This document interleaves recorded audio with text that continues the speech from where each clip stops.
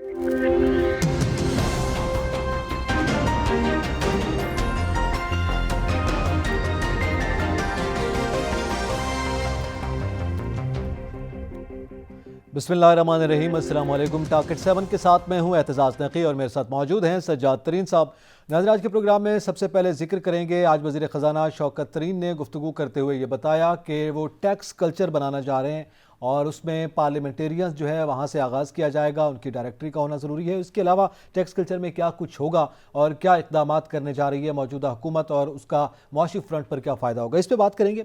इसके साथ साथ आज फवाद चौधरी साहब ने गुफ्तगू करते हुए कहा है, मियाँ नवाज़ शरीफ को उन्होंने मशवरा दिया है कि उनका मुल्क है, उन्हें वापस आना चाहिए। मियाँ शहबाज शरीफ जो हैं वो उनके ज़मानती हैं, तो उनको चाहिए कि वो उनको वापस लाएं। और इसके अलावा उन्होंने ये भी कहा कि इमरान खान का या उनका मियाँ नवाज शरीफ से कोई ज़ाती झगड़ा नहीं है, बल्कि ये असूल की बात है, तो इस पर भी बात करेंगे।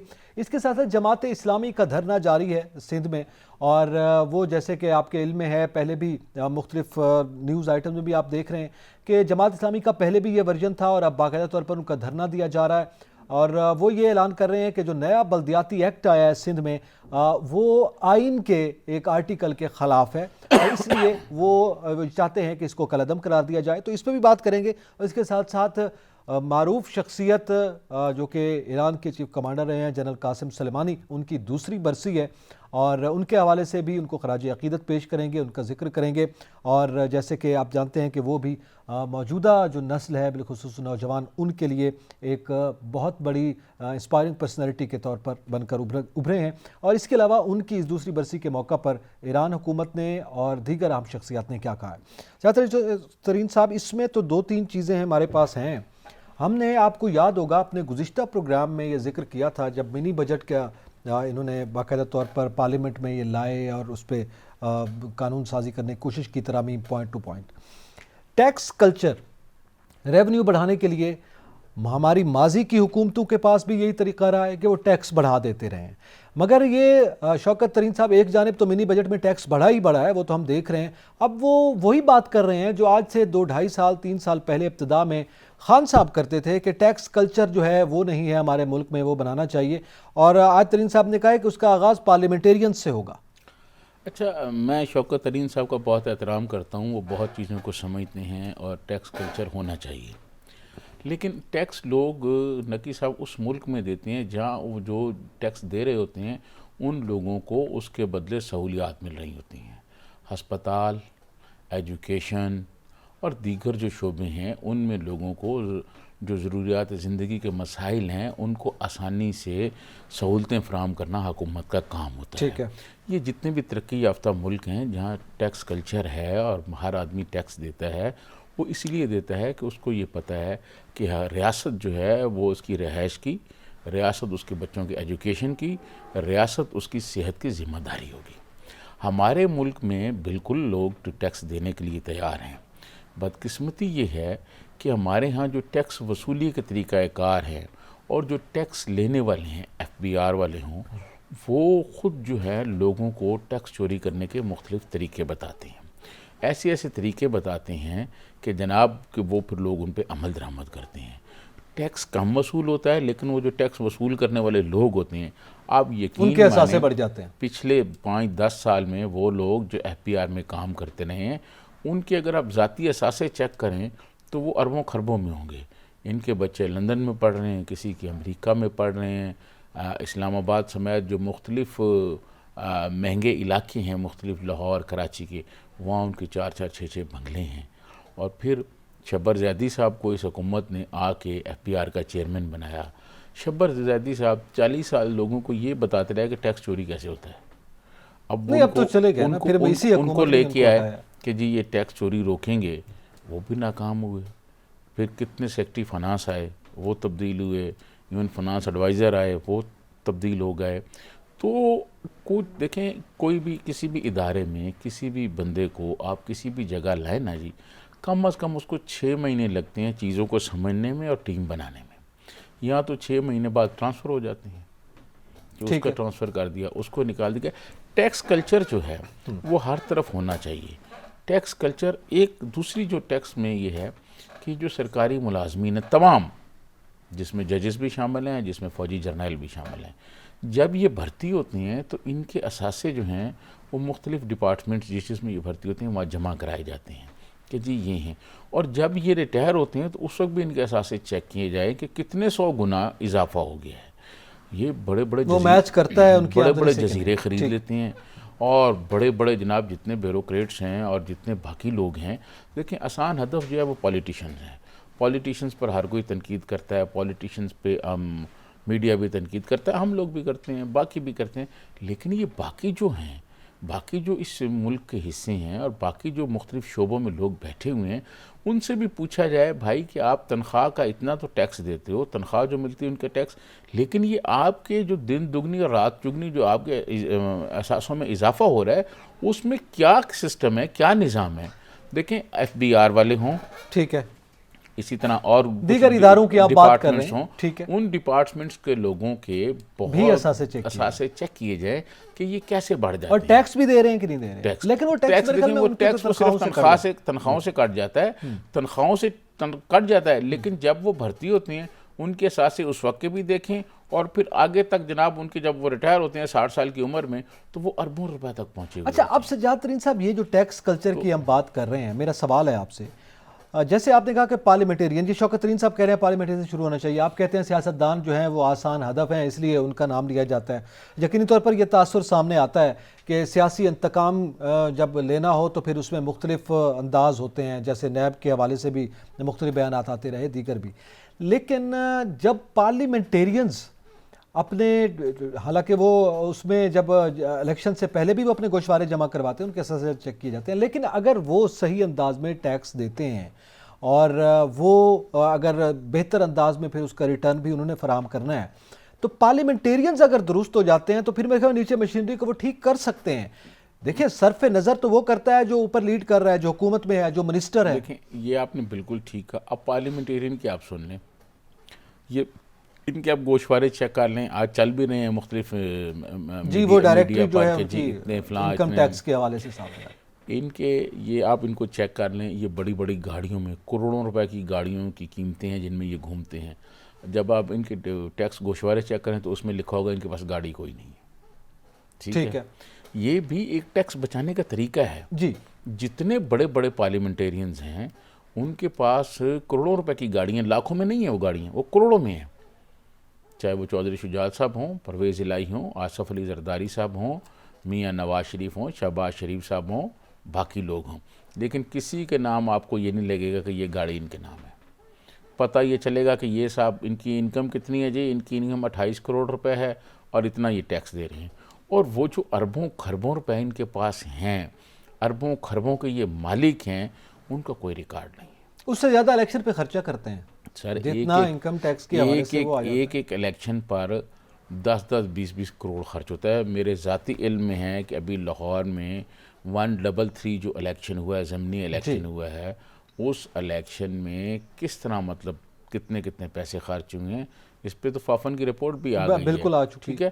تو یہ الیکشن کا عمل اتنا مہنگا کیا ہوا ہے، یہ جو ٹیکس کا نظام ہے، دیکھیں غریب آدمی جو ہے نا، غریب آدمی جس نے 100 روپے کا فون کا کارڈ لے کے فون چارج کرنا ہے، اس پہ تو آپ کاٹ رہے ہیں ٹیکس۔ وہ تو ڈیڈکشن ہو گئی نا، وہ ٹوتھ پیسٹ کوئی لیتا ہے تو اس کو تو ٹیکس آپ کو کاٹ رہے ہیں، کوئی چینی لیتا ہے تو اس پر بھی آپ ڈیوٹی کے لے رہے ہیں، کوئی اور چیز لیتا ہے، وہ کبھی بیچارہ کہیں سموسے کھانے کسی ہوٹل پہ چلا گیا تو وہ بھی اس پہ چارج کر لیتا ہے، ملازم ہے تو اس کی تنخواہ سے بھی کٹ گیا، مطلب وہ تقریباً وہ دے رہا ہے۔ یہ جتنے بڑے بڑے لوگ ہیں، یہ تاجر ہیں، یہ بڑے بڑے ٹائکونز جو ہیں، پراپرٹی ٹائکونز جو ہیں، ان سے اب دیکھیں میں آپ کو بتاؤں کہ ہمارے ملک میں پراپرٹی پہ تھوڑا سا ٹیکس لگایا گیا تھا پچھلے دنوں، آپ کو یاد ہوگا، سارے پراپرٹی والے جو ہیں وہ اور سارے بلڈرز جو ہیں وہ جمع ہو گئے، احتجاج پتہ نہیں کیا ہو گیا۔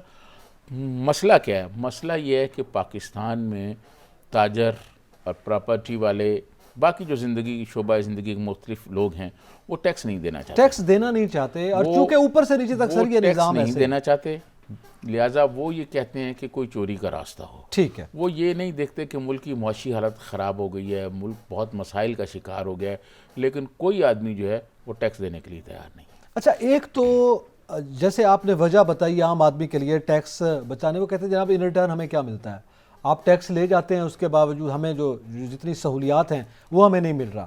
لیکن دوسری جانب جیسے ایف بی آر کی آپ نے کرپشن کی بات کی یا پارلیمنٹیرینز کی کرپشن کی بات کی کہ وہ ٹیکس نہیں دیتے، تو اس کو ٹھیک کون کرے گا؟ میرا سوال یہ ہے کہ ایف بی آر اگر، حالانکہ موجودہ ہمارے وزیر اعظم جو ہیں وہ خود ایف بی آر سے بھی کئی بار خطاب کر چکے ہیں ان کی مختلف تقریبات میں، اور وہ اس چیز کا اظہار کر چکے ہیں کہ جناب آپ اس طرح سے مشینری کو بہتر کریں، اس سے ملک کو فائدہ ہوگا، اس کے باوجود چیزیں ٹھیک نہیں ہو رہی۔ اور یہ موجودہ حکومت کا ہر منسٹر آ کر کہتا ہے کہ جناب 30 سال کی جو گندگی ہے اسے ہم 3 سال میں تو ٹھیک نہیں کر سکتے نا۔ نہیں، دیکھیں آپ نے ایک ہی وقت میں نا 2 سوال کیے ہیں۔ ایک سوال آپ نے کیا ہے کہ ٹھیک کون کرے گا، دوسرا آپ نے کہا جی یہ کہتے ہیں 30 سال سے۔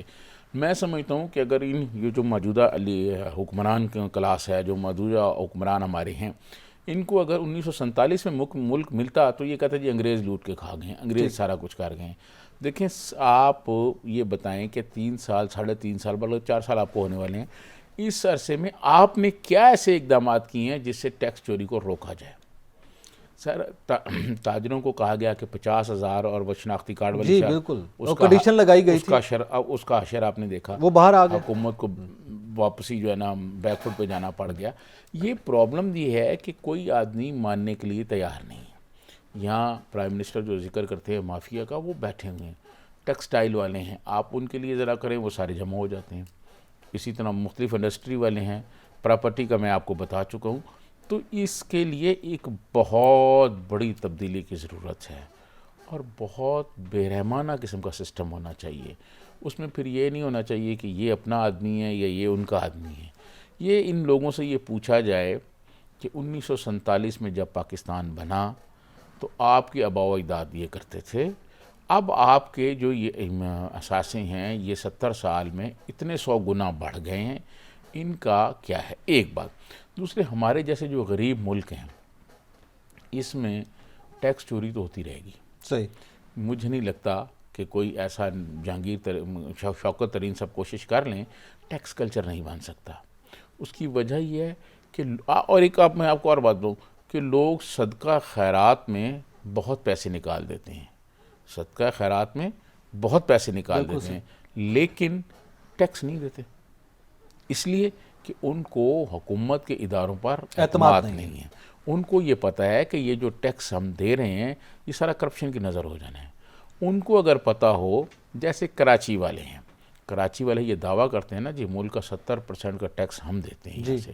اب کراچی کی آپ حالت دیکھیں، ہاسپٹلس کی آپ حالت دیکھ لیں، کراچی میں سڑکوں کی حالت دیکھیں، ابھی میٹرو شروع ہوئی ہے وہاں پر، گرین لائن جو شروع ہوئی ہے، وہ اس ٹرانسپورٹ کی حالت دیکھ لیں۔ اگر وہ اتنا ریونیو وہاں سے جمع ہوتا ہے تو اس کے بدلے عوام کو آپ کیا سہولیات دے رہے ہیں؟ عوام کو کیا دے رہے ہیں؟ عام آدمی، غریب آدمی جب اس کو یہ پتہ ہو کہ یار یہ ساری چیزیں تو مجھے گورنمنٹ کی طرف سے مل رہی ہیں، بیمار ہو جاؤں گا گورنمنٹ کی طرف سے دوائیاں ملیں گی اور میرے بچوں کو اسکول کے وہ ملیں گی، تو ٹیکس مجھے دینا چاہیے۔ ٹیکس کیوں نہیں دے رہے؟ اسی وجہ سے جو اوپر لوگ ہیں، جو ٹاپ پر لوگ بیٹھے ہوئے ہیں، پوری کلاس، وہ پارلیمنٹیرینز ہوں، بیوروکریٹس ہوں، ججز ہوں، جرنیل ہوں، ان کے اپنے اپنے وہ ہیں، وہ اپنے اپنے کرتے ہیں۔ سب کی جائیدادوں میں، سب کی اثاثوں میں دن دگنی رات چگنی ترقی ہو رہی ہے۔ اچھا، اب سب کے اثاثے بڑھ رہے ہیں، لیکن کسی سے یہ پوچھا نہیں جا رہا کہ بھائی آپ آؤ، ٹیکس کتنا پے کر رہے ہیں، آپ کتنا ٹیکس کہہ رہے ہیں۔ یہ اور پھر یہ کہ آپ کی تنخواہ اور آمدنی تو پچھلے 70 سال میں یہ ہے، اور یہ اتنے کیسے بڑھ گئے ہیں؟ ٹھیک ہے۔ اچھا، اس کے ساتھ ایک تو یہ بڑا اہم اقدام ہے جو کہ موجودہ حکومت کو کرنا چاہیے۔ اب ایک تو یہ کہہ رہے ہیں کہ جناب ہم شناختی کارڈ کے ذریعے پتہ لگائیں گے کہ کس کی کتنی آمدنی ہے۔ ظاہر ہے نادرہ میں جو ریکارڈ ہوگا، جس کا یہ ریکارڈ بھی ہوتا ہے کہ اس کی جاب کیا ہے، بزنس کیا ہے، کیا آمدنی ہو رہی ہے، اس کے نام پراپرٹی کتنی ہے، تو وہاں سے جو ریکارڈ نکلے گا، اب اس بندے سے جا کے پوچھنے کی یا اس سے گوشوارہ بھروانے کی ضرورت نہیں۔ آئی ڈی کارڈ یہ بتائے گا کہ جناب آپ کی آمدنی اتنی ہے، اور ہم بتائیں گے کہ آپ کی آمدنی اتنی ہے، آپ کا ٹیکس اتنا بنتا ہے، آپ وہ پے کریں۔ دیکھیں، تو اس سے میرے خیال میں صورتحال بہتر ہو سکتی ہے۔ میں آپ کو کہ میرے اور آپ کے لیے ہے، جو ہم اور آپ ہیں نا، جی، کہ ہماری سیلری بینک میں جاتی ہے، 4 پیسے بینک میں پڑے ہوتے ہیں، بینک سے آپ یوز کرتے ہیں، A T M card use کرتے ہیں۔ یہ جو لوگ کروڑوں اور اربوں میں کام کرتے ہیں، یہ بڑی بڑی منڈیاں، آپ چلیں میرے ساتھ سوتر منڈی فیصل آباد میں، کچی گلی کراچی میں چلیں جائیں جہاں میڈیسن کا کام ہوتا ہے، وہاں کروڑوں روپے کا کام پرچیوں پہ ہوتا ہے، صحیح، کچی پرچیوں پر۔ جہاں سے لوگوں کو میری بینک رسید نہیں ہوتی، اس کی ٹرانزیکشن نہیں ہو رہی، وہ ریکارڈ میں نہیں آ رہا، کچی پرچیوں پہ ہوتا ہے کہ اتنے کا مال ان کو چلا گیا، اتنے کا اتنی ہو گیا. ٹھیک ہے. تو یہ جو ٹیکس کا نظام ہے اس کو بہتر بنانے کے لیے یہ شناختی کارڈ سے کام نہیں چلے گا. چھوٹے موٹے شناختی کارڈ سے کوئی 5 لاکھ، کوئی 10 لاکھ، کوئی 2 لاکھ، کوئی 20 لاکھ، یہ نہیں ہے. یہ جو اربوں روپے کا کاروبار ہو رہا ہے، اربوں روپے کا، فیصل آباد سوتر منڈی میں آپ چلے جائیں نا، اربوں روپے کا تاجر روز کام کرتے ہیں، روز.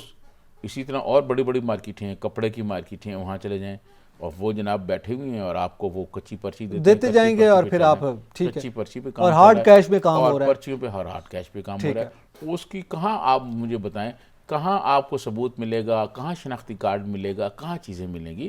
شوکت ترین صاحب کسی مہذب معاشرے کی بات کرتے ہیں جہاں لوگ یہ سمجھتے ہیں کہ نہیں ہمیں ریاست یہ دے رہی ہے اور ہم یہ کریں، وہاں تو ہو سکتا ہے، یہاں کیسے ہوتا ہے؟ لیکن سجاد ترین صاحب یہاں ایک مزاج کی بات ہمیشہ وزیر اعظم نے شکایت کرتے ہیں، گزشتہ روز بھی انہوں نے بات کی ہے کہ ہمارا مزاج جو ہے وہ کرپشن کے خلاف بننا چاہیے، وہ نہیں ہے. جب تک ہم مزاجن کرپشن کے خلاف نہیں ہوں گے تو صورتحال بہتر نہیں ہو سکتی. یہاں ریاست ان ریٹرن دینا شروع کر بھی دے تو کیا آپ سمجھتے ہیں جن مافیاز کا ذکر وزیر اعظم کرتے ہیں، جس کا حوالہ بھی آپ نے دیا ہے، اس کے بعد وہ ٹھیک ہو جائیں گے، وہ ٹیکس دینا شروع کر دیں گے؟ اعتزاز صاحب، آپ کسی محکمے میں چلے جائیں، کسی محکمے میں جہاں آپ کا کوئی جاننے والا نہ ہو اور اس کو یہ پتہ نہ ہو کہ آپ کون ہیں، آپ اس محکمے میں کسی محکمے میں ایک میں آپ چلے جائیں اور آپ جا کے وہاں اپنا کوئی کام ہے اور وہ کرا کے دکھا دیں. جینون کام، بغیر رشوت کے، بغیر پیسے دینے کے نہیں ہوگا. کسی جگہ چلے جائیں وہ نہیں کریں گے. تو جب اداروں میں اس طرح کی صورتحال ہے اور اداروں میں چھوٹے لیول سے لے کر اوپر تک یہ چھوٹے لیول پہ بیٹھے ہیں، بالکل. کوئی کہے گا جی مٹھائی، اب پہلے تو کہتے تھے مٹھائی، جی ایک عام چلتا تھا سرکاری، یہ بھائی جی آپ کی فائل چلے گی مٹھائی دے دیں. اب وہ فیس ہو گیا ہے. اب وہ اور فیس ایسے مانگتے ہیں کہ جیسے وہ کوئی ان کی مطلب سرکاری فیس ہو رہی ہے کہ فیس دے دیں. فیس ہے، کمیشن ہے، مٹھائی ہے، مختلف نام ہے. ڈپارٹمنٹ میں آپ چلے جائیں، کسی ڈپارٹمنٹ میں آپ چلے جائیں، وہاں پر سرکاری اداروں میں آپ کا کام نہیں ہوتا. جب ایک غریب آدمی، ایک مجبور آدمی، ایک محرومیوں کا مارا وہاں جاتا ہے تو آپ مجھے بتائیں، وہ پچھلے جو رپورٹ آئی نا اس میں سب سے زیادہ کرپشن پولیس میں بتائی گئی. بالکل ایسا، ٹھیک ہے، اس کے بعد عدلیہ میں بتائی گئی. آپ یقین کریں، مجھے ذاتی ایکسپیرینس ہے، یہ جو لوئر کورٹس ہیں، یہ کچہری ڈسٹرکٹ کورٹس جو ہوتی ہیں، اس میں آپ کوئی ایک کاغذ کورٹ کا، کوئی فیصلہ، کوئی تصدیق نقل آپ بغیر پیسوں کے نہیں لے سکتے. آپ کو 1 سے 2 ہزار روپیہ دینا پڑے گا اور پھر آپ کو ملے گا. یہ ڈسٹرکٹ کورٹس جتنی ہیں، لوئر کورٹس میں کہیں آپ کو نہیں ہوگا. وہاں غریب آدمی جو جاتا ہے تو وہ کس دل سے ٹیکس دے گا؟ آپ بتائیں. ٹھیک ہے، جب غریب آدمی کو آپ ایک ایسا ماحول پرووائڈ کریں گے، اور یہ جو چیزیں ہیں ساری، یہ جو کرپشن کے مختلف شکلیں ہیں کہ جناب یہ فیس ہے، یہ مٹھائی ہے، یہ فلانی ہے، اس پر توجہ نہیں دی جائے گی، لوگوں کو اس پر جو ہے آگے آگاہ نہیں کیا جائے گا کہ یہ چیزیں ہیں، یہ چیزیں ہیں اور اس طرح آپ نے کرنا ہے. صحیح. وہ جب نہیں ہوں گی تو کرپشن ہوگی. آپ یہ کہیں کرپشن کو کون برا سمجھے گا؟ بھائی ایک آدمی کا کام جو اگر وہ پیسے نہیں دیتا وہ 6 مہینے میں نہیں ہوگا، اگر وہ پیسے دیتا اس کا اسی دن ہو جاتا ہے. اس ملک کا ایک سب سے بڑا پراپرٹی ٹائکون، اس نے اپنے انٹرویو میں یہ کہا کہ میں اپنی فائل کو پہیے لگا دیتا ہوں. بالکل صحیح. اور اس انٹرویو لینے والے اخبار نویس کو، اس دانشور کو انہوں نے پوچھا کہ تم نے زندگی میں کوئی کام کیا؟ اس نے کہا جی میں نے زندگی میں فوٹو اسٹیٹ کی ایک دکان چلائی تھی ادھر کے پی میں. جی. تو اس نے کہا تم نے فوٹو اسٹیٹ کی وہ کامیاب ہوئی؟ اس نے کہا نہیں. اس نے کہا اسی لیے تو ناکام ہوئے تم کہ پاکستان میں کاروبار کرنے کے لیے فائلوں کو پہیے لگانا پڑتے ہیں. ٹھیک ہے، اور جب تک پہیے نہ لگائے جائیں کام نہیں ہوتا. کیسے رشوت ختم ہوگی؟ بالکل. اچھا، یہ رشوت ختم نہیں ہو رہی، اس کی بنیادی وجہ یہ ہے. اچھا، اب اس میں ایک تو ٹیکس کلچر ہے جس کا تعلق ابھی آپ نے ان ڈیٹیل بتایا ہے کہ ظاہر ہے مزاج ہے، کرپشن ہے، یہ ساری چیزیں ختم ہوگی تو ٹیکس کلچر بنے گا، اور ظاہر ہے کرپشن جب نہیں ہوگی تو تبھی ٹیکس کلچر بہتر بن سکتا ہے، یہ تو واضح ہے. لیکن اس کے ساتھ ساتھ ایف بی آر میں اصلاحات کا اکثر ڈھنڈورا پیٹا جاتا ہے، اور جو سب سے بڑا معاملہ ہے وہ یہ ہے کہ وہ آدمی جو ٹیکس دینا چاہتا ہے، مطلب آپ این ٹی این بننا چاہتے ہیں، آپ اس میں نمبر لینا چاہ رہے ہیں، آپ فائلر بننا چاہتے ہیں، اس کا جو پروسیس ہے بذات خود، یعنی آپ ٹیکس نیٹ میں آنا چاہتے ہیں مگر آپ کو یہ پروسیس جو ہے خود وہ ادارہ ایف بی آر جو ہے اس کا جو انداز ہے، بیہیویئر ہے، ایٹیٹیوڈ ہے یا پروسیس ہے، وہ آپ کو روکتا ہے کہ یار اس سے بہتر ہے بس ہم نان فائلر ٹھیک ہے. میں آپ کو عرض کروں کہ یہ جو آپ نے بہت اچھا نقطہ اٹھایا ہے. میں نے بہت مرتبہ یہ کوشش کی. اس بار میری حفیظ شیخ صاحب سے میں نے ایک انٹرویو کیا تو یہی بات کی. انہوں نے بھی یہ کہا کہ ہم اس کو ایک بہتر بنائیں گے. سلیم مانڈوی صاحب والا پیپلز پارٹی کے آخری دور میں وزیر خزانہ تھے، انہوں نے بھی یہ کہا. بات یہ ہے کہ لوگوں کو آپ سہولیات دیں، ایک روف کے نیچے، ایک چھت کے نیچے لوگوں کو ایک سمپل فارم دیں جو عام آدمی بھی پر کر سکے اور وہ بتا سکے ٹھیک ہے کہ جی میں یہ ٹیکس دیتا ہوں. دیتا ہے نہیں دیتا، آمدنی ہے نہیں ہے، ایک پیج پہ آپ وہ اس سے معلومات- رجسٹرڈ بالکل ہو ٹھیک جائے. ہے، بالکل صحیح. لیکن یہاں خود ایسے سسٹم میں ایسے نقائص ڈال دیے جاتے ہیں کہ لوگ جو ہیں ادھر ادھر ہوتے رہیں. کسی بھی جگہ، کسی بھی سرکاری ایف بی آر تو یقین مانے اتنی کرپشن ہے کہ تصور سے باہر ہے. بہت کرپشن ہے. میں بہت سارے لوگوں کو ذاتی طور پر جانتا ہوں ایف بی آر کے، جی جن کے بچے ملک سے باہر پڑھتے ہیں، جن کی جائیدادیں ملک سے باہر ہیں.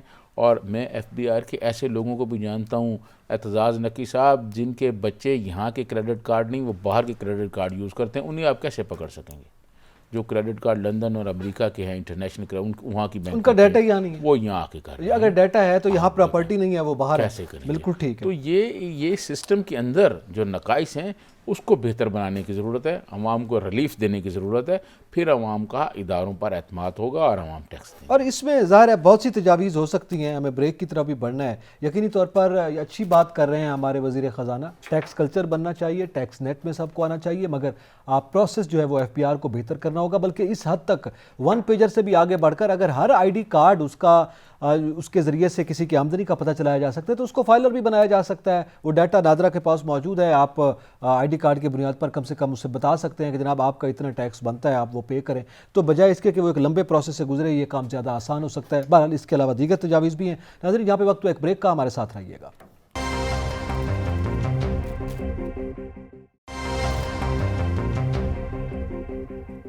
Welcome back. ناظرین ہم ذکر کر رہے تھے کہ جو اس وقت موجودہ معاشی صورتحال ہے، منی بجٹ آیا ہے، اس کے بعد ٹیکس کلچر کی آج بات کی جا رہی ہے. اور ظاہر ہے ٹیکس بڑھانے کی جانب یہ ایک اشارہ ہے. پھر اس کے کلچر کے حوالے سے جو بھی کنڈیشنز آئی ایم ایف کی جانب سے سامنے آئی ہیں اسے امپلیمنٹ کرنے کی کوشش کی جا رہی ہے.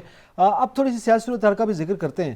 زیادہ ترین صاحب، ایک جانب تو یہ ہے عملی اقدام جن کا تعلق عوام سے ہے. معیشت بڑی بنیادی چیز ہے، ایک عام آدمی کی زندگی سے لے کر ملک کی میکرو لیول پہ اکانومی کے حوالے سے. لیکن یہ جو اس وقت ابھی فواد چودھری صاحب نے آج یہ گفتگو کی ہے، میاں نواز شریف کو وہ مشورے دے رہے ہیں. پہلے بھی گزشتہ روز بھی انہوں نے یہ بات کی کہ واپس آئیں. اب بھی وہ کہہ رہے ہیں کہ جناب ان کا اپنا ملک ہے، وہ واپس آئیں. آپ کے علم ہے گزشتہ روز کے جواب میں مریم اورنگزیب صاحب حالانکہ یہ کہہ چکی ہیں فواد چودھری صاحب کو کہ جناب آپ اپنے مشورے اپنے پاس رکھیں، ہمیں آپ کے مشوروں کی ضرورت نہیں ہے. نواز شریف صاحب جب ٹھیک ہوں گے، جب ان کے ڈاکٹر ان کو اجازت دیں گے، وہ تب بھی واپس وطن تشریف لے آئیں گے. اور جہاں تک آپ فرار کی بات کر رہے ہیں تو جناب آپ کی حکومت نے ان کو یہاں سے جانے کی اجازت دی ہے، اس ملک کی عدالت نے ان کو جانے کے حوالے سے بات کی ہے، ان کے کیسز کے حوالے سے. تو آپ کس بنیاد پر مفرور کہہ رہے ہیں ان کو؟ یہ جو بات مریم صاحبہ نے کہی ہے یہ کوئی غلط بات نہیں کہی. آپ کو یاد ہوگا ہم پروگرام کر رہے تھے اور ہمارے پروگرام کے دوران ہی پرائم منسٹر نے ایبٹ آباد موٹر وے پر افتتاح کیا تھا، اس کو اوپن کیا تھا، کھولا تھا. تو وہاں پرائم منسٹر نے یہ کہا کہ مجھے تو پتہ ہی نہیں چلا، وہ تو بالکل ٹھیک ہے اور جہاز کی سیڑھیوں پہ میں نے چلتے ہوئے اسے دیکھا تھا. کیا پرائم منسٹر کی اس بات سے ایسے نہیں لگتا کہ فیصلے کسی اور نے کیے ہیں نواز شریف کے جانے کے؟ یہاں کی عدالتوں نے میاں نواز شریف کو جانے کی اجازت دی. ٹھیک ہے، اب میاں نواز شریف کب آئیں گے اس کا فیصلہ میاں نواز شریف نے کرنا ہے. اور میاں نواز شریف اسی وقت آئیں گے جب وہ سمجھیں گے کہ حالات ان کے لیے سازگار ہیں.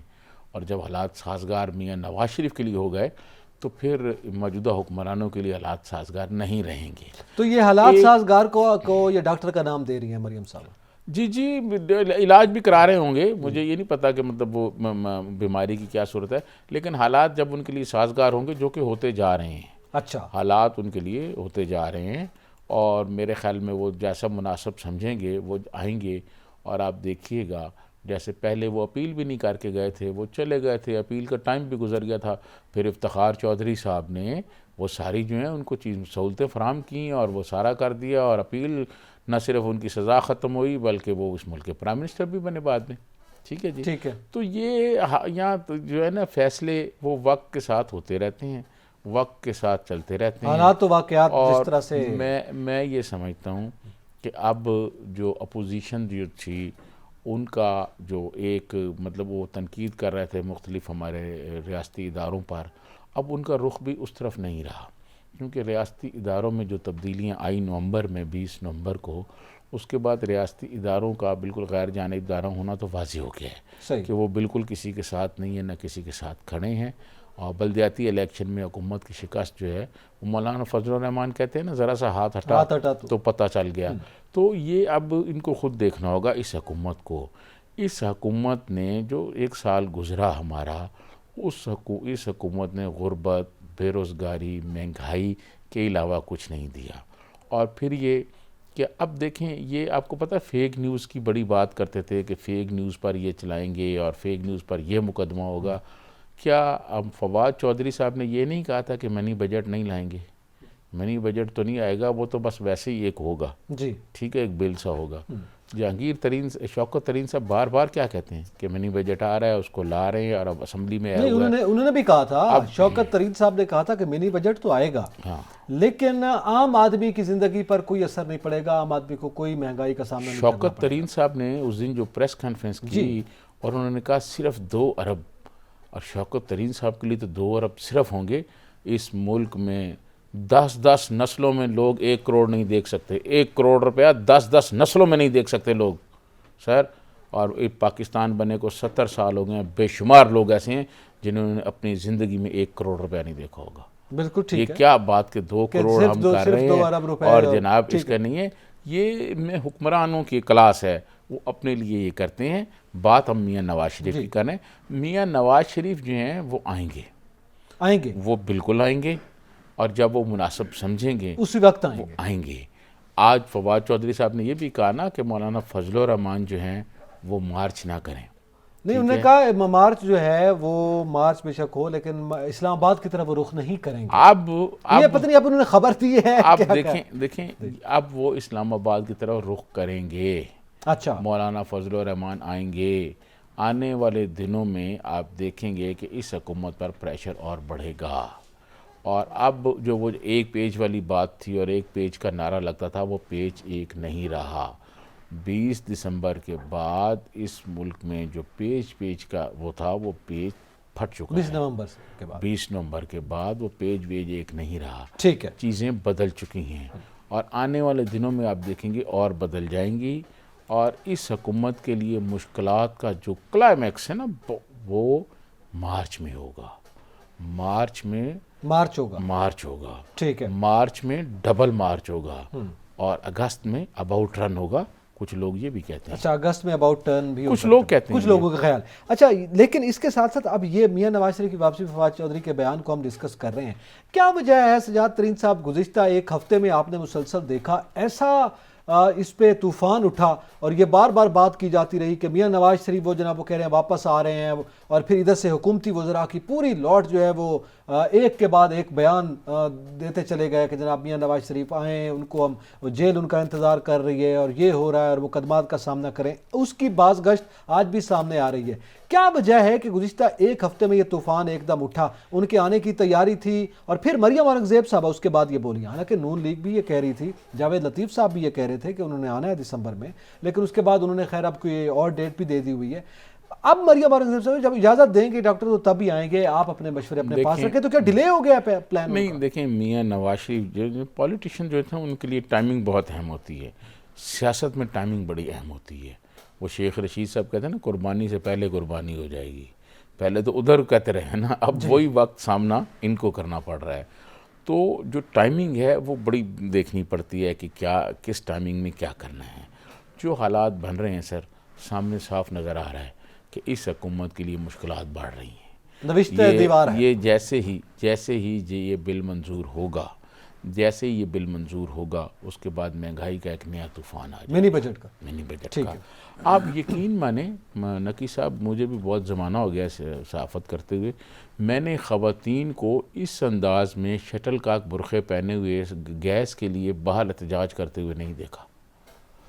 وہ قبائلی خواتین چاہے وہ گوادر کا معاملہ ہو، کوئٹے میں ہوں خواتین، بلوچستان میں ہوں، گوادر میں ہوں، قبائلی خواتین، بلوچ خواتین باہر نکلی ہوئی ہیں، یا کے پی میں آپ دیکھ لیں قبائلی ایریز میں خواتین باہر نکلی ہوئی ہیں. تو یہ چاروں صوبوں میں پنجاب میں بھی اسی طرح توے لے کر باہر نکل رہی ہیں، روٹیاں گلے میں پہن، یہ احتجاج. ہمارا جو سرائکی وسیب ہے وہ بھاول نگر تک لوگوں کو کھاد نہیں مل رہی. کوئی ایک بحران نہیں یہاں بجلی کی قیمتیں دیکھ لیں، یا گیس کی قیمتیں دیکھ لیں، یا پیٹرول کی قیمتیں دیکھ لیں، یا کھاد کی قیمتیں دیکھ لیں، کھاد مل نہیں رہی. کھاد نہیں مل رہی. پیٹرول پہ یہ کہا گیا کہ عالمی سطح پر قیمتیں نیچے آئیں گی، اور اس دفعہ تو ایک دلچسپ صورتحال پیدا ہوئی سجاد ترین صاحب. یہ جو کہتے ہیں نیو ایئر گفٹ دیا ہے حکومت نے، یکم کو ہی یعنی اسی رات ہی نیو ایئر نائٹ جو تھی اسی رات ہی یہ قیمتیں بڑھی ہیں، یہ اناؤنس ہو گئی تھی. اگلے دن یکم جنوری 2022 اس سال کا پہلا سورج طلوع ہوا اور لوگ اٹھے تو انہوں نے دیکھا کہ 4 روپے کچھ پیسے فی لیٹر پیٹرول کی قیمت میں اضافہ ہو چکا تھا، جبکہ اس سے پہلے یہ خبر آ رہی تھی کہ پیٹرول کی قیمت میں کمی ہونے جا رہی ہے کیونکہ عالمی سطح پر کم ہوا ہے. اب اس میں لیوی ٹیکس ہے یا دیگر ٹیکسز کی بھرمار کی گئی ہے، تو 1 لیٹر کے پیچھے 4 روپے کم و بیش کچھ پیسے جو ہیں وہ اوپر نیچے اس حد تک اضافہ فی لیٹر پہلے دن ہی سال کے. آپ کو یاد ہوگا 2021 کے پہلے دن یہی صورتحال ہم یہاں بیٹھ کر ڈسکس کر رہے تھے کہ اس وقت بھی اسی طرح پیٹرولیم مصنوعات کی قیمتوں میں اضافہ ہوا تھا اور سال کا نیو ایئر گفٹ کا اسے نام دیا گیا تھا. اس سال بھی یہ روش برقرار رکھی ہے موجودہ. دیکھیں آپ کو یاد ہوگا کہ شوکت ترین صاحب جب آئی ایم ایف سے مذاکرات کر کے آئے تھے تو انہوں نے کہا تھا کہ کچھ عرصہ تک ہمیں 4 روپے فی لیٹر پیٹرول بڑھانا ہے.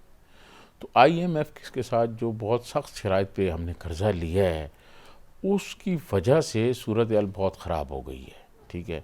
اچھا جب مہنگائی ہو رہی ہے، کرنسی گر رہی ہے، تو امپورٹ جو ہے ہماری وہ بھی اس کا ریٹ بھی بڑھ رہا ہے، ایکسپورٹ جو ہیں وہ اتنی ہو نہیں رہی، بجلی نہیں ہے، گیس نہیں ہے، کیا کیا پروڈکشن نہیں ہو رہی تو کیا پروڈکشن ہے نہیں تو بیچیں گے کیا.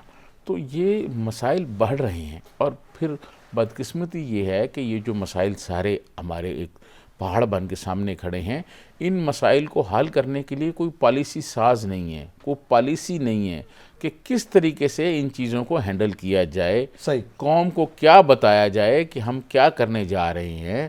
یا وہی ہوتی ہے بات کہ نواز شریف آئیں تو جیل بھیج دیں گے، فلانا آ جائے تو جیل بھیج دیں گے، فلانا چور ہے، فلانا ڈاکو ہے. بھائی وہ ہوں گے چور ڈاکو، آپ ان کے خلاف نیب کو آزاد چھوڑ دیں، وہ نیب والے کر رہے ہیں کارروائی، کئی پکڑے گئے ہیں، کئیوں کی ضمانتیں ہو گئی ہیں، یہ چل رہا ہے. لیکن آپ یہ بتائیں، آپ لوگوں کو یہ بتائیں کہ سرکاری ہسپتال میں لوگوں کو دوائیاں مل رہی ہیں؟ نہیں مل رہی.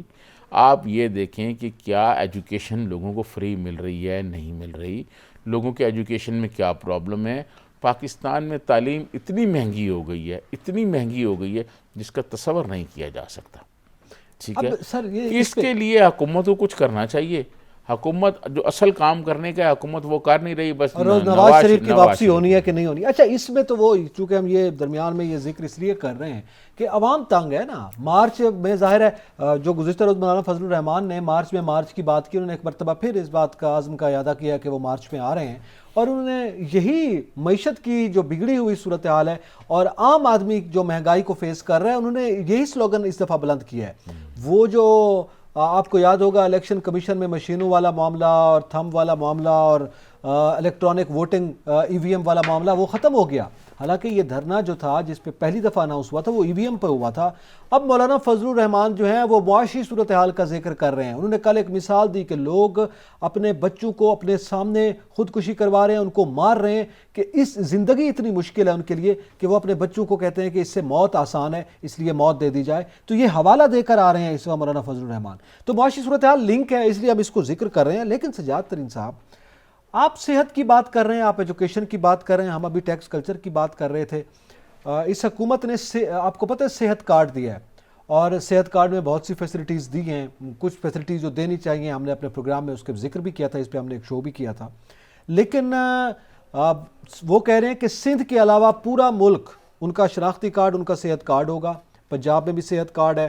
تو ظاہر صحت کی فری سہولیات و تاریخی اقدام خود وزیر اعظم قرار دے چکے ہیں کہ اس سے پہلے تو کبھی ایسی نہیں تھی کہ مفت علاج ہو. میں آپ کو عرض کروں کہ سندھ میں بہت سارے ہاسپٹل ایسے ہیں جہاں لوگوں کا مفت علاج ہو رہا ہے. ٹھیک ہے. پاکستان میں میں صحت کارڈ کے کبھی حق میں نہیں رہا. میرا موقف یہ ہے کہ آپ صحت کارڈ بنائے لوگوں کو دینے کے، آپ سرکاری ہاسپٹل کی تعداد کیوں نہیں بڑھاتے؟ آپ سرکاری ہسپتال کو شوکت خانم کے معیار پر کیوں نہیں لاتے؟ آپ سرکاری ہسپتال کو، ملک بھر کے جو سرکاری ہسپتال ہیں ان کو آپ اس لیول پہ کیوں نہیں لاتے، اس سطح پہ کیوں نہیں لاتے جہاں شوکت خانم ہے؟ شوکت خانم تو پرائم منسٹر عمران خان کا اپنا ہے، وہ لے کے آئے ہیں سارا آپ سرکاری ہسپتال کو اس طرح کیوں نہیں لاتے؟ یہ چھوٹے چھوٹے جو ڈی ایچ کیو ہسپتال ہیں جو ڈسٹرکٹ میں ہیں ان کو آپ اس لیول پہ کیوں نہیں لاتے؟ آپ تحصیل سطح پہ ہسپتال کیوں نہیں اچھے بناتے؟ دیکھیں یہ ایک جان جوکھوں کا کام ہے، بے شمار لوگ ایسے ہیں، پبلک پرائیویٹ پارٹنرشپ بھی ہے نا، اب اس میں ظاہر ہے پھر انشورنس کمپنی بھی آ گئی، وہ ڈے ٹو ڈے بزنس پھر گورنمنٹ فنڈ سے جائے گا، اس لیے نہیں کر رہے۔ دیکھیں میں آپ کو عرض کروں کہ آپ جو یہ جو کارڈ کا ہے نا استعمال، اس میں بہت ساری شکایات ہیں لوگوں کو، بہت سارے مسائل ہیں۔ اگر لوگوں کو یہ کہہ دیا جائے کہ ہاسپٹل اچھے بنا دیے جائیں، سرکاری ہاسپٹل بنا دیے جائیں، اور وہ لوگ سرکاری ہاسپٹل میں جائیں اور وہاں سے دوائیں لیں، کسی کارڈ کی ضرورت ہی نہیں ہے۔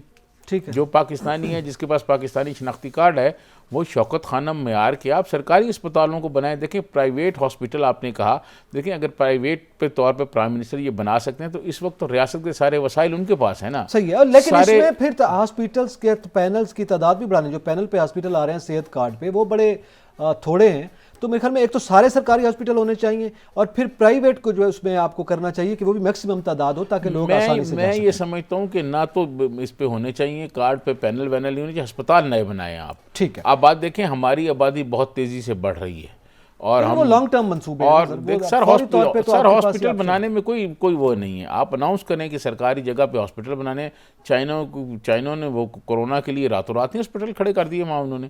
آپ توجہ تو کریں نا آپ اس طرف کہ جی آپ ہاسپٹل بنائیں، جہاں جہاں ہاسپٹل نہیں آپ ہاسپٹل بنائیں۔ جب آپ یہاں سے نکلیں، آپ یہاں سے اسلام آباد سے نکلیں اور میاں والی تک، اور میاں والی سے ملتان تک راستے میں کون سا بڑا ایسا ہاسپٹل ہے؟ بکھر میں کسی کا ایکسیڈنٹ ہوتا ہے ملتان جاتے ہوئے 4 گھنٹے لگ جاتے ہیں۔ یہ ان علاقوں میں بڑے ہاسپٹل کی ضرورت ہے، صحت کارڈ کی ضرورت نہیں ہے، بڑے ہاسپٹل بنانے کی ضرورت ہے۔ لیکن دوسری جانب ہماری مختلف جماعتیں، ٹھیک ہے مولانا صاحب آ رہے ہیں، وہ اب معیشت کا سلوگن لے کے آئیں گے، جماعت اسلامی نے دھرنا دیا ہوا ہے سندھ میں جناب، وہ کہتے ہیں بلدیاتی ایکٹ کو ختم کرو۔ ان کے یہ موقف کے حوالے سے آپ کیا سمجھتے ہیں کہ وہ دھرنا دے کے بیٹھے اور کہتے ہیں اب ختم نہیں ہوگا ہم بیٹھے ہیں؟ دیکھیں جماعت اسلامی جو ہے وہ دھرنوں کے حوالے سے بڑی شہرت رکھتی ہے، اور پیپلز پارٹی والے بھی ان کے دھرنوں کو سامنا کرنے کا بڑی شہرت تجربہ رکھتے ہیں۔ قاضی حسین احمد صاحب نے بہت سارے دھرنے دیے اور محترمہ کی گورنمنٹ ختم کرائی، ٹھیک ہے۔ اب وہ والی بات نہیں ہے، اب جماعت اسلامی پہ بھی وہ ہاتھ نہیں ہے جو دھرنا دیتے تھے اور گورنمنٹ ختم ہو جاتی تھی۔ اب وہ دھرنا دیں، یہ اصل میں لڑائی کیا ہے؟ کراچی میں لڑائی یہ ہے، یہ جو بلدیاتی قانون ہے، بلدیاتی نظام ہے، اس پہ کوئی نہیں لڑائی ہے کراچی پہ قبضے کی، کہ کون سا گروپ، کیونکہ کراچی ایک بہت بڑا وسائل والا شہر ہے۔ یہی بات تو وہ کہہ رہے ہیں، پیپلز پارٹی قبضہ کرنا چاہتی ہے اس لیے ایکٹ لے کے آئی ہے۔ بات یہ ہے ووٹ جو ہیں وہ ووٹ تو آپ کے لوگوں نے آپ کو دینے ہیں نا، آپ ووٹ لے آئیں، جیتیں اور ترمیم کر دیں اس میں ایکٹ میں۔ بات یہ ہے کہ آپ خود کیوں ایسا کرنا چاہتے ہیں کہ جی وہ فلاں قبضہ کرنا چاہتے ہیں، ہم نہیں کرنا چاہتے۔ آپ پھر لوگوں کو بتائیں، آپ لوگوں کو بتائیں کہ جناب یہ جو نظام ہے اس میں یہ خرابیاں ہیں، یہ فراڈ بازیاں ہیں، اور یہ کرنا چاہتے ہیں۔ یہ تو سجاد ترین صاحب آپ وہی بات کر رہے ہیں، آپ ووٹ لیں۔ وہ منی بجٹ پہ اپوزیشن مخالف تھی یا دیگر بلز پہ اگر اپوزیشن مخالف تھی، پھر تو حکومت بھی یہی کہے آپ ووٹ لیں آئیں، آپ آئیں ان کو ترمیم کر لیں۔ تو ایسے ہی ہوتا ہے نا، تو اس کے خلاف پھر احتجاج نہ کریں کیا؟ میری بات سنیں، حکومت کے پاس قومی اسمبلی میں اکثریت نہیں تھی، انہوں نے مشترکہ اجلاس بلایا اور 33 بل منظور نہیں کرا لی۔ بالکل ٹھیک ہے، کرا لی ہے نا۔ اسی طرح لیکن احتجاج تو کیا گیا نا، دیکھیں وہ بھی کریں احتجاج، لیکن حل نہیں ہے اس کا۔ جماعت اسلامی والے کریں، اس لوگوں کو بتائیں کہ جناب یہ، کیونکہ دیکھیں کوئی تو وجہ ہے نا کہ پیپلز پارٹی کو چور کہا جاتا ہے، ڈاکو کہا جاتا ہے، پتہ نہیں کیا کچھ کہتے ہیں، پھر وہ اقتدار سے ہیں، پچھلے 12-15 سال سے ان کی حکومت ہے، سندھ میں تو ان کی حکومت چلی آ رہی ہے۔ اچھا یہ جو بات تو وجہ ہے نا لوگ ان کی سپورٹ کر رہے ہیں۔ یہ بات کر رہے ہیں حافظ نعیم الرحمان صاحب، یہ کہہ رہے ہیں جماعت اسلامی کے کہ آئین کے آرٹیکل 140(a) کی خلاف ورزی ہے، تو یہ کیا پھر یہ اسی طرح بغیر کسی قانونی مشاورت کے پیپلز پارٹی نے یہ بلدیاتی ایکٹ پاس کر دیا؟ آئین سازی اسی جماعت کے بانی نے کی تھی، اس ملک کو آئین دیا تھا، تو وہ خود کیا آئین سے وائلیٹ کر رہے ہیں؟ دیکھیں اگر ایسی کوئی بات ہے تو یہاں کی عدالتیں ہیں نا، عدالتوں میں چلے جائیں، پھر دھرنے کی بجائے کورٹ کا رخ کیا جائے۔ دھرنا بھی دیں، احتجاج کرنا ہر آدمی کا حق ہے، دھرنا بھی دیں، کورٹ میں بھی جائیں اور کورٹ کو بتائیں کہ جناب یہ تو یہ بدماشی کر رہے ہیں، یہ تو آئین کے وائلیشن کر رہے ہیں، تو وہ کلعدم ہو جائے گا. افتخار چودھری صاحب نہیں کر رہے تھے. افتخار چودھری صاحب جب سپریم کورٹ کے جج تھے تو انہوں نے پیپلز پارٹی کی حکومت کو یہ میسج بھجوایا تھا کہ جناب ججوں کی جو تعیناتی کا طریقہ کار ہے وہ تبدیل نہ کریں. اگر آپ نے تبدیل کیا تو میں پوری کی پوری 18ویں ترمیم کو کلعدم قرار دے دوں گا. یہ ہے جناب بات. آپ چلے جائیں نا ججوں کے پاس. نہیں میرے خیال میں گئے ہیں کورٹ میں بھی، وہ گئے ہوئے ہیں، کورٹ میں بھی گئے ہیں، دھرنے میں بھی گئے ہیں، تو پھر ان پہ چھوڑ دیں، پھر جو صورتحال ہوگی جو سامنے آئے گی. سیاست میں پروٹیسٹ کرنا ہر آدمی کا حق ہے. بالکل ٹھیک ہے. پاکستان کا آئین جو ہے وہ آپ کو پرامن احتجاج کرنے کا حق دیتا ہے. آپ کریں احتجاج، اگر احتجاج بھی کریں، کورٹ میں بھی جائیں، پھر جب کورٹ کا اگر کوئی فیصلہ آتا ہے تو ڈسکس کیا جائے گا. جا کر بات کرنی چاہیے. لیکن بلدیاتی الیکشن ہونے چاہیے. بلدیاتی الیکشن جو ہیں وہ جمہوریت کی نرسری ہیں. لوگوں کے مسائل حل ہونے چاہیے. ہم اس کے حق میں ہیں جی. ٹھیک ہے. اچھا اس کے ساتھ ساتھ زیادتی صاحب ہم ذرا ذکر کر دیں، آج ہم خراج عقیدت پیش کرنا چاہ رہے ہیں ایک ایسی شخصیت کو جو کسی ایک ملک کی نہیں اب تو سانجھی ہو چکی ہے. ان کی شہادت کو 2 سال ہو گئے، دوسری برسی منائی جا رہی ہے. جناب جنرل قاسم سلیمانی اور ان کے ساتھ ابو مہدی المہندس بھی شہید ہوئے تھے. اور جنرل قاسم سلیمانی کی شہادت کو آپ کو پتہ ہے جس طرح سے امریکہ نے اٹیک کیا تھا اور شہادت ہوئی تھی، اس پہ ہم پروگرام پہلے کر چکے ہوئے ہیں. لیکن وہ اس کو ایک بہت بڑی اپنی کامیابی قرار دے رہے تھے امریکی. یعنی اتنی بڑی شخصیت تھی جنرل قاسم سلیمانی کہ اسرائیل ان کے وجود سے لرزتا تھا. اس کے علاوہ امریکہ خود کانپتا تھا کہ وہ ان کو ڈھونڈتے رہے اور آخر کار انہوں نے اس کو اپنا بڑی فتح قرار دیا. اسی طرح جو اس وقت جنگ مسلمانوں کے خلاف چھڑی ہوئی تھی، یہ ایک شخصیت جو ہے یہ اس انداز میں لڑ رہی تھی وہاں مختلف ممالک میں، یعنی بیونڈ دا باؤنڈریز جو یہ شخصیت کام کر رہی تھی. تو آج ان کی دوسری برسی پہ ہم ان کو خراج عقیدت پیش کر رہے ہیں. کیا کہتے ہیں آپ؟ 2 ہفتے قبل اسرائیل کے جو انٹیلیجنس چیف ہیں، ایکس سابق ہیں، ان کا ایک انٹرویو مختلف انٹرنیشنل میڈیا میں آیا. تو انہوں نے یہ بتایا کہ جنرل قاسم سلیمانی کی شہادت میں، ان کو مارنے میں اسرائیل بھی ملوث تھا، اسرائیل بھی ساتھ تھا. میں سمجھتا ہوں کہ عراق پر جو مقدس مقامات بچی ہیں اور مقدس مقامات اور کربلا معلیٰ کا جو ایک سمجھ لیں حفاظت کی گئی ہے، یہ جو حفاظت کی گئی ہے، یہ credit goes to general Qasem Soleimani. ورنہ وہ اگر نہ آتے تو آپ یقین مانیں کہ یہ داعش اور یہ دوسرے جو لشکر تھے یہ تو آ رہے تھے.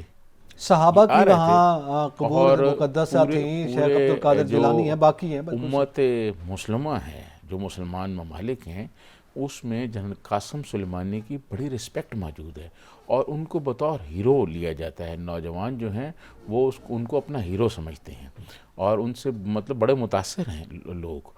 تو یہ دیکھیں بات یہ کسی ایک شخصیت کا مار دینا، اس کو ختم کر دینے سے آپ اس کے نظریات، آپ اس کی سوچ، آپ اس کے مشن کو ختم نہیں کر سکتے. جنرل قاسم سلیمانی جو تھے، آپ نے ان کو شہید تو کر دیا، لیکن ان کی جو سوچ ہے، ان کا جو مشن ہے، وہ لوگ لے کے آگے بڑھ رہے ہیں. تو میں ان کے مشن کی بڑی زندہ مثالیں یہ ہیں سجاد ترین صاحب. گزشتہ روز سپریم لیڈر جو ہیں آیت اللہ علی خامنئی، انہوں نے بھی کمنٹ کیا اور جنرل قاسم سلیمانی کو انہوں نے باقاعدہ طور پر سلیوٹ کیا. لیکن اس کے ساتھ انہوں نے یہ بھی کہا کہ خاموش نہیں بیٹھا جائے گا، ان کی شہادت کا بدلہ لیا جائے گا. اور اس کے ساتھ ساتھ یہ مطالبہ کیا گیا کل جنرل قاسم سلیمانی کے حق میں جو مظاہرے کیے گئے، تو اس میں بتایا کہ صدر ٹرمپ کے خلاف جو ہے وہ مقدمہ چلایا جائے ان کا. لیکن اس وقت جو پریکٹیکل ہم گراؤنڈ پہ صورتحال دیکھ رہے ہیں، افغانستان سے فوجی انخلا ہوا اس وقت امریکہ کا، وہ پہلے بھی اسی طرح ہار کے نکلا تھا، اب بھی نکلا. اس میں بھی کسی حد تک چونکہ ایران بارڈرنگ کنٹری ہے تو اس میں وہ ان کا بڑا واضح نعرہ ہے امریکہ کے خلاف. اسی طرح عراق میں جو صورتحال جس کا ابھی آپ نے حوالہ دیا ہے، اب وہاں سے بھی امریکی افواج کا انخلا شروع ہو چکا ہے. تو اس میں بھی یہ کہا جاتا ہے کہ جنرل قاسم سلیمانی کی بہت سی خدمات ہیں. دیکھیں میں آپ کو عرض کروں کہ جہاں بدلے والی آپ نے بات کی نا، کہ جب وہاں پر جنرل قاسم سلیمانی کو شہید کیا گیا تو اس کے فوراً بعد انہوں نے تہران کی مسجد پر ایک سرخ جھنڈا لہرا دیا، جس کا مطلب یہ تھا کہ وہ انتقام لینے کے لیے تیار ہیں. اور انہوں نے پھر بہت بڑے پیمانے پر جو عراق میں امریکی اڈے ہیں، جو بڑا اٹیک کیا گیا، اس پر اٹیک کیا گیا اور بہت بڑی تعداد میں امریکیوں کی ہلاکتیں بھی ہوئیں، زخمی بھی ہوئے اور امریکہ سے بڑا چیخا بھی. لیکن امریکہ نے اس پہ ریئیکشن نہیں کیا، ورنہ امریکنز جو ہیں اپنے اس نقصان کو چھپانے کی کوشش کی کہ کیوں ورنہ ایک امریکی مر جائے تو وہ آپ کو پتہ ہے جو چڑھ دوڑتے ہیں اور جناب ان کے پاس میزائل بھی ہیں اور جیسے تورا بورا پر انہوں نے فائرنگ کی، لیکن انہوں نے کوئی ری ایکشن نہیں کیا، اور وہ جیسے ہمارے ہاں کہتے ہیں نا کہ پی جانا اور وہ پی گئے سارا. اس کی وجہ کیا تھی؟ اس کی وجہ یہ تھی کہ اگر امریکہ کوئی ری ایکشن کرتا تو دوسری جانب سے پھر ایران نے اتنا خوفناک انداز میں ری ایکشن کرنا تھا کہ شاید پھر امریکہ کو ساری چیزیں کنٹرول کرنا مشکل ہو جانا تھا. صحیح. تو جنرل قاسم سلیمانی کے بارے میں صرف اتنا کہوں گا کہ جنرل قاسم سلیمانی دنیا سے چلے گئے ہیں، لیکن ان کا مشن وہ جاری رہے گا، اور ان کا نام زندہ رہے گا. ان کا نام زندہ رہے گا، اور ان کا مشن اس وقت تک جاری رہے گا جب تک اسرائیل کے جو مظالم ہیں وہ فلسطین پر ختم نہیں ہوتے، فلسطینیوں کو آزادی نہیں ملتی. اور میں سمجھتا ہوں کہ وہ لوگ نوجوان جو ہیں جو فلسطین کے لیے اور کشمیر کے لیے متحرک ہیں اور حریت پسند ہیں اور تحریکیں چلا رہے ہیں، وہ جنرل قاسم سلیمانی سے بہت متاثر ہیں، یقینی طور پر ان کے ہیرو ہیں. اسی کے ساتھ ہی پروگرام کا وقت اپنے اختتام کو پہنچا ہے. ہمیں ضرورت ہے اس وقت ایک ایسی قداور شخصیت کی جن کا بھی آخر میں ہم نے ذکر کیا، جنرل قاسم سلیمانی جیسی، کہ جو کہ اس وقت مسلمانوں کی صورتحال ہے مسلم ممالک کی، ان کو متحد بھی کر سکے، اور پھر جس طرح سے ان کا اٹیک کیا جا رہا ہے مختلف ان ممالک کے اوپر، ان کا دفاع کرنے میں بھی ایسی قداور شخصیت کی ضرورت ہے. اس لیے اس خطے کے بالخصوص خلیج کی ہم بات کریں یا فلسطین کا بھی ذکر کیا گیا، کشمیر کا، اس لیے لوگ ایسی شخصیت سے متاثر ہوتے ہیں. اسی کے ساتھ ہی اعتزاز ذکیر سجاد ترین کو اجازت دیجیے. اللہ حافظ.